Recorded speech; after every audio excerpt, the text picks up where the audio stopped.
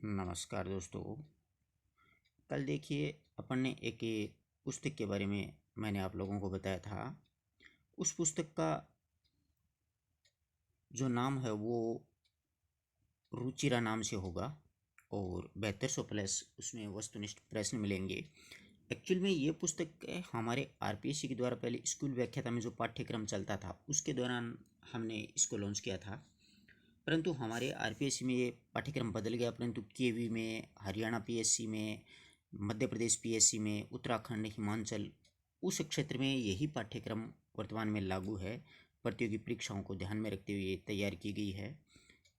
तो इसमें देखिएगा आप लोग, आपको मैंने ये तो सब कुछ बता दिया था कि ये जो चैप्टर्स हैं जैसे नमक का दारोगा है, मियाँ नसरुद्दीन है, इनके आपको वस्तुनिष्ठ प्रश्न मिलेंगे। इन्हीं के साथ साथ इस पुस्तक में आपको मिलेगा, ध्यान रखिएगा, अंतरा और अंतराल के जो पाठ हैं, जैसे ये साहित्य में चलती है, ईदगाह है, दोपहर का भोजन है, टॉर्च बेचने वाला है, गूंगे है, रांगे राघव है, ये सारे चैप्टर्स आपको मिलेंगे। अंतराल में भी अंडे की छिलके एकांकी है, हुसैन की कहानी, अपनी जुबानी, फिर इसी प्रकार आरोह में आत्मपरिचय हरिवंश राय बच्चन का है। ये सारे चैप्टर्स आपको हैं। साथ ही साथ में साहित्य की जो अंतराल चलती है वो भी आपको, जैसे देवसेना का गीत है, जयशंकर प्रसाद का, ये दीपक केला अगे की है, बनारस केदारनाथ सिंह की है, एक सत्य का मतलब विष्णु खरे की, फिर तुलसीदास हैं, फणीसुराट रेणु की सौंदिया कहानी, कच्चा चिट्ठा, सूरदास की झोंपड़ी, ये मतलब चारों पुस्तकें, जैसे आरोह भाग एक, अंतरा भाग एक और वितान भाग एक और अंतराल भाग एक, आरोह है भाग दो, वितान भाग दो, अंतरा भाग दो, अंतराल भाग दो, ये चारों पुस्तकें तो हैं ही हैं। साथ ही में इसी के साथ में आपको वस्तुनिष्ठ प्रश्नों में व्याकरण के सारे टॉपिक्स मिलेंगे, संधि, समास, उपसर्ग, प्रत्यय। इसी के साथ में आपको समाचार पत्र जो अव्यक्ति माध्यम पुस्तक चलती है उसके भी देख लो आप, कार्यालय लेखन, अर्थशास्त्रीय विज्ञप्ति, परिपत्र, निविदा, इन सभी के वस्तुनिष्ठ प्रश्न मिलेंगे। साथ ही साथ में 4 स्कूल व्याख्याता में आए हुए 4-5 पेपर भी इसमें इंक्लूड किए गए हैं, जोड़े गए हैं, जो कि 2012, 13, 16, 18 हमारे मतलब आरपीएससी में किस प्रकार के प्रश्न पूछे जाते हैं, इसी प्रकार के स्तरीय प्रश्न अन्य पीएसयू में पूछे जाते हैं। अब देखते हैं अपन पुस्तक का कंटेंट कैसा है। कई विद्यार्थियों की ये शंका थी कि सर अंदर से कंटेंट दिखाओ। बिल्कुल सही बात है, अंदर से देखिएगा, बहुत ही शानदार प्रश्न है। आप खुद को ऐसा लगेगा चैप्टर पढ़ने के बाद में कि हाँ, मैंने पुस्तक खरीदी है तो कुछ अच्छा कंटेंट मिला। इसमें अपन पहला प्रश्न देखते हैं, जैसे साहित्य संबंधित यह है कि किस विद्वान का यह कथन है कि साहित्य इतिहास नहीं, विज्ञान नहीं, साहित्य गणित नहीं, साहित्य दर्शन नहीं, लेकिन साहित्य में यह है सब कुछ एक साथ मौजूद है। ये कथन है हजारी प्रसाद द्विवेदी जी का। अब देखिए, अगला अपना प्रश्न आता है कि कुल तिलक और पुरुषों की कीर्ति उज्जवल करने वाले, थोड़ा सा इसको अपन बड़ा कर लेते हैं, 1 मिनट रुकिएगा। हाँ, अब देखिएगा, कुल तिलक और पुरुषों की कीर्ति उज्जवल करने वाले संसार के ऐसे कितने धर्मपरायण मनुष्य हैं जो धर्म पर अपना सब कुछ अर्पण कर सकें। ये कथन किस पात्र ने किससे कहा? मतलब ये कथन है वो अलोपीदीन के द्वारा बंशीधर को कहा गया था। नमक का दारोगा कहानी से ये प्रश्न लिया गया है। अब देखिएगा, आप कहानी पढ़ोगे तो आपको ये पूरा का पूरा कथन मिलेगा और इसी प्रकार के परीक्षाओं में ऑप्शन बना करके पूछे जाते हैं। आप सभी इनसे विदित हो। यानी किताब में हर एक प्रश्न इतना शानदार मिलेगा आपको कि तालीम की तालीम में बड़ी चीज़ होती है। ये जो कथन है किस पाठ से लिया गया है, सीधा सीधा पूछ लेता कई बार, क्योंकि अब की बार किताबों का बहुत बड़ा रोल है केवी में। तो ध्यान रखिएगा, ये जो है मियाँ नसरुद्दीन पाठ से लिया गया कथन है। मियाँ नसरुद्दीन हैं, उनको जब लेखिका पूछते हैं कि आपने ये तालीम मतलब शिक्षा कहाँ से ग्रहण की, तो पूछता है कि तालीम की तालीम बड़ी क्या चीज़ है, ऐसे सीधे। अब अगला है कि निम्न में से किसमें लोकोक्ति है, ऐसे ऑप्शंस बनाएगा अगला अपने सामने। तो देखिए, घर में चाहे अंधेरा हो, मस्जिद में दिया अवश्य जलाएंगे, ये जो लोकोक्ति है वो है नमक का दारोगा पाठ। आप पढ़ना, आपको मिल जाएगी ये पंक्ति। ठीक है, मैंने पूरे पाठ पढ़ा भी रखे हैं आपको, अगर आप पढ़ना चाहो तो प्लेलिस्ट के माध्यम से पढ़ सकते हो। अगला प्रश्न है कि नमक का दारोगा कहानी से कौन सा पात्र युवा पीढ़ी के लिए, युवा पीढ़ी जो है उसके लिए प्रेरणा का स्रोत है? तो बंसीधरी तो है, क्योंकि वो कभी डिगता नहीं है, घूस नहीं लेता, वरना चाहता तो वो भी बड़ा पैसा, मोटी रकम कमा सकता था। अप्पू के साथ 2.5 साल जो पाठ है उसके आधार पर बताया कि बॉयलर का अर्थ क्या होता है, यानी यह बॉयलर क्या चीज़ होती है। तो देखिए, रेलगाड़ी में जो इंजन का वह हिस्सा जिसमें कोयला डाला जाता है ना, उसे बॉयलर कहते हैं। अप्पू के साथ 2.5 साल आप चैप्टर पढ़ोगे तो बड़ा आनंद आएगा। फिर इसी प्रकार ऐसे ही प्रश्न है, वह मंत्र जो गुरु शिष्य को दीक्षा के अवसर पर देता है, कबीर ने इसे क्या कहा है? तो इसे शब्द ही कहा है। क्या कहा है? शब्द। न्याय और नीति सब लक्ष्मी के खिलौने हैं। नमक का दारोगा पाठ के आधार पर बताइए ये कथन किसका है? ये बंशीधर का कथन है। किसका है? बंशीधर का कथन है कि न्याय और नीति लक्ष्मी के ही दो खिलौने होते हैं, क्योंकि पैसे देकर के न्याय और नीति को खरीदा जा सकता है इस जमाने में। बहुत शानदार प्रश्न है। नमक विभाग में दारोगा का जो पद है वो उसके लिए कौन ललचाता था? यहाँ तक कि वकील भी ललचाते थे। और इसके साथ में एक पटवारी नाम हो रहेगा, ध्यान रखना। ठीक है। जामुन का पेड़ एक कहानी में किस विभाग के सेक्रेटरी को साहित्य प्रेमी बताया गया? तो हॉर्टिकल्चर विभाग के। यानी इस प्रकार के ऑप्शन आएंगे। देखो, कृषि विभाग, मेडिकल विभाग, सभी के नाम भी हैं उसमें। फॉरेस्ट विभाग, यानी अपन चैप्टर पढ़ते हैं, कहानी पढ़ते हैं, जामुन का पेड़, तो ये सारे आते हैं। इस प्रकार के आपको प्रश्न मिलेंगे। अब आगे एक दो और देख लेते हैं। इस बार आपने अपना बिस्तरा गर्म राख पर रखा है और भारतवासियों को गर्म तवे पर पानी की बूंदों की भांति नचाया। ये कथन किस पाठ से लिया गया? बहुत ही शानदार है, विदाई संभाषण से लिया गया है। अच्छे प्रश्न बनाए गए हैं सारे के सारे, आपको पढ़ करके बहुत अच्छा लगेगा। ये सजीले हरे सावन है कि मेरे पुण्य पावन पंक्ति किस कविता से ली गई है? तो ये घर की याद से ली गई है, भवानी प्रसाद मिश्र का पाठ है। आप कविता पढ़ना प्लेलिस्ट में, आपको बहुत आनंद आएगा। पिछले सुख की स्मृतियां आंखों में क्षण भर के लिए चमक है लाती। ये कविता मतलब ये पंक्ति किस कविता से ली गई है? तो बहुत ही प्यारी है, वे आंखें कविता है सुमित्रानंद पंत की, उससे ली गई है। और मैंने पूरी कविता बहुत ही मतलब पूरे भावार्थ के साथ में, पूरे सरलाट के साथ में, बिल्कुल साधारण भाषा में आपको पढ़ाया गया। आप प्ले लिस्ट से वीडियो पढ़िएगा, एक बार वीडियोज़ देख लीजिएगा, फिर आप इन प्रश्नों को सोल्व करोगे तो आपको खुद ब खुद मालूम होगा। ऐसा लगेगा कि हाँ यार, किताब में दम है, अच्छा कंटेंट है। आप स्वयं देख सकते हो, कोई भी प्रश्न उठा के देख लीजिएगा। कैसी मधुर मनोहर उज्ज्वलीय प्रेम कहानी जी में है कि अक्सर बन इसके बनु विश्व की बानी। ये जो पंक्तियां हैं वो ध्यान रखिएगा, पथिक से, रामनरेश त्रिपाठी की एक कविता है पथिक, उसमें से ली गई है। ठीक है, आगे देखिएगा। गलता लोहा शीर्षक कहानी के लेखक कौन है? गलता लोहा के शेखर जोशी।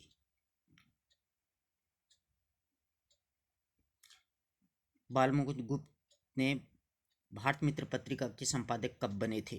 तो 1899 में बने थे। उर्दू बीबी के नाम चिट्ठी वेज्ञ निबंध है, वो किसके द्वारा लिखा गया? बालमुकुंद गुप्त के द्वारा, उर्दू बीबी। इस प्रकार से आपको हर एक चैप्टर के बहुत सारे वस्तुनिष्ठ प्रश्नोत्तर मिलेंगे। मोहन ने मास्टर त्रिलोक सिंह जो हैं उसकी कौन सी भविष्यवाणी को सिद्ध करके दिखाया है? तो उनको छात्रवृत्ति प्राप्त करने की भविष्यवाणी को सिद्ध करके दिखाया है। ठीक है, इस प्रकार के हर एक पार्ट से आपको प्रश्न मिलेंगे। मध्य हिमालय किसकी पहुंच से दूर है? स्थिति में बारिश पाठ के आधार पर बताइए। तो ये मानसून से बहुत दूर है। कृष्णाशोक्ति का यात्रावत संस्मरण कौन सा है? तो ये बुद्ध का कमंडल लद्दाख में। मित्रों मरजानी कहानी कब प्रकाशित हुई? 1963 में। डार के बुछड़े उपन्यास का प्रकाशन कब हुआ? 1958 में। सूरजमुखी अंधेरे में कब प्रकाशित हुई? 1972 में। इस प्रकार से आपको अब मीरा का जन्म कहाँ पर हुआ? तो मीरा का जन्म है वो मेड़ता में हुआ। मीरा का जो चैप्टर है ना उसमें से लिया गया है। इसी प्रकार के आपको बहुत से प्रश्न मिलेंगे। मीरा का बचपन का नाम क्या था? पेमल था, ध्यान रखना। मीरा की रचना पूछे, इसमें सभी हैं। नरसिंह जी को मायरो, राग गोविंद, राग विहार, उपयुक्त सभी। पीपा को प्रभु परचो दिन्यो, दियो रे खजानो पूरी, पंक्ति किसकी है? तो ये मीरा की है। लोक लाजकुल श्रृंखला तजी, मीरा गिरधर बजी, पंक्ति किसने लिखी है? ये पंक्ति नाभादास के द्वारा लिखी गई है। यानी मतलब आपको साहित्य के भी चैप्टर्स के पाठों के हर एक के बहुत ही अच्छे अच्छे प्रश्न मिलेंगे। हर एक पाठ से जिस तरह हम बोलते हैं उस तरह तू लिख, और उसके बाद भी तू हमसे बड़ा दिख। उपयुक्त पंक्तियां किसकी है? तो ये भवानी प्रसाद मिश्र के द्वारा लिखी गई हैं। अक्सर ऐसे प्रश्न केवी में पूछे जाते हैं। ठीक है, मानसरोवर के दिन काव्य संग्रह किसकी है? तो ये भवानी प्रसाद मिश्र की है। रामनेश त्रिपाठी का खंड काव्य पथिक का प्रकाशन कब हुआ? इस प्रकार के प्रश्न हैं, आप लोगों को हर एक पार्ट से मिलेंगे।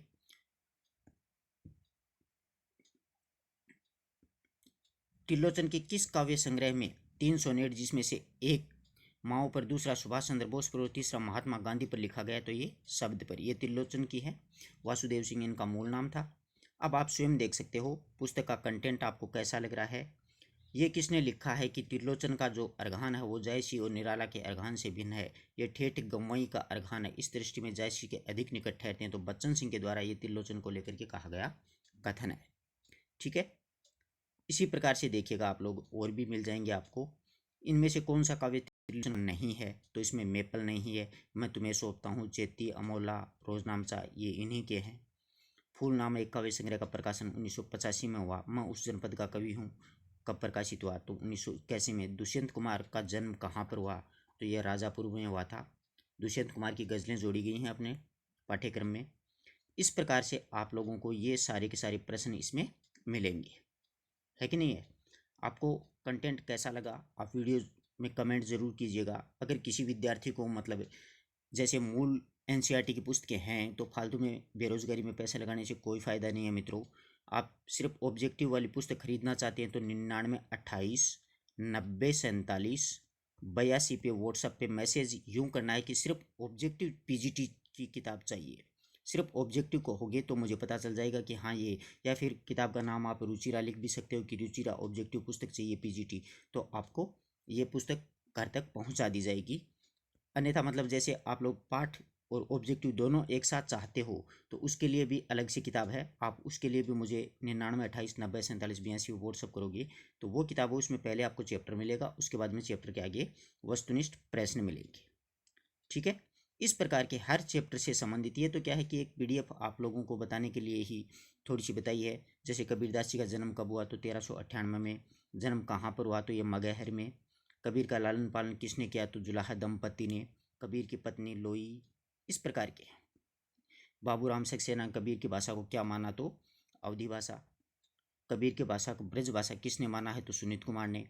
इस प्रकार के आपको कबीरदास से मनु भंडारी का जन्म कहाँ पर हुआ था? तो मनु भंडारी का जन्म वो भानपुरा गांव मध्य प्रदेश में 1931 में हुआ था। ठीक है, इस प्रकार के आपको चैप्टर से संबंधित, जैसे रजनी उनकी एकांकी जोड़ी गई है उससे लिए गए हैं, ऐसे प्रश्न इसमें डाले गए हैं। अगर किसी विद्यार्थी को सिर्फ और सिर्फ ऑब्जेक्टिव चाहिए तो आप लोग ज़रूर कमेंट कीजिएगा, मैसेज कीजिएगा व्हाट्सएप पे। आपको पुस्तक घर पे उपलब्ध करवा दी जाएगी। आपको पुस्तक कैसी लगी वो आप ज़रूर बताएं। आपको ये वीडियोज़ में प्रश्न जो आपको मैं दिखा रहा हूँ देखिएगा। जैसे एक प्रश्न है, वह मेरी एक पुरानी कोठी की सहेली थी। बेबी हलदार ने यहाँ पर किस सहेली के बारे में कहा है? तो ये सविता के लिए कहा है कि सविता एक इनकी मित्र रहा करे। आलो अंधारी पाठ है ना, अपने जोड़ा गया उसमें से ये लिया गया है। भारतीय गायिकाओं में बेजोड़ लता मंगेशकर पाठ का मूल उद्देश्य है कि लता मंगेशकर का परिचय देना। इसी प्रकार से ये आप देख सकते हो प्रश्न बहुत ही शानदार हैं। हर एक पाठ के आपको कम से कम 150 से ऊपर प्रश्न ऑब्जेक्टिव के रूप में उपलब्ध हो जाएंगे। तो पहले पाठ पढ़ोगे फिर इन प्रश्नों को करोगे तो आपको पूरा कॉन्सेप्ट क्लियर हो जाएगा। वीडियो अच्छा लगा तो अपने मित्रों तक ज़्यादा से ज़्यादा शेयर करें, जिससे क्या है कि अगर आपके पास मूल एनसीईआरटी की पुस्तकें पढ़ी हैं तो आपका फालतू में पैसा, फिजूल में पैसा नहीं खर्च होगा। सिर्फ आप यही किताब खरीद लें और आप एनसीईआरटी के मूल पाठ पढ़ते रहें, इनसे प्रश्न सोल्व करते रहें, जिससे क्या है कि आपको पूरा कॉन्सेप्ट क्लियर हो जाएगा, पूरा चैप्टर अच्छे से याद हो जाएगा। और इस किताब के जिस प्रकार से ऑप्शन बनाए गए हैं तो आप अपने मतलब आइडियाज़ के माध्यम से एग्ज़ाम हॉल में वहाँ तक पहुँच सकते हैं। धन्यवाद दोस्तों। वीडियो अच्छा लगा तो अपने मित्रों तक ज़रूर शेयर करें। अगर किसी को पुस्तक चाहिए तो आप लोग व्हाट्सअप ज़रूर करें 99 28 90 47 82।